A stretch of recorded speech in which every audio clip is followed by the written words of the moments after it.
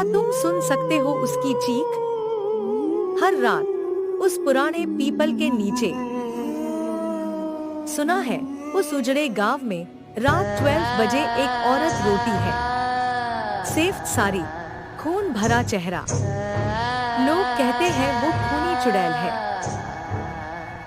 कुछ जोशीले लड़के उस पेड़ की तरफ बढ़े। चुपके से रोना बंद हो गया। एक खामोशी छा गई। फिर वो पाल आया, आंखें लाल, एक चीख, मेरा बचाव। अंधेरा, बस एक गूंजन। क्या तुम में हिम्मत है उस राज को जानने की, खेलने या देखने की? तैयार हो उस रात का सामना करने के लिए?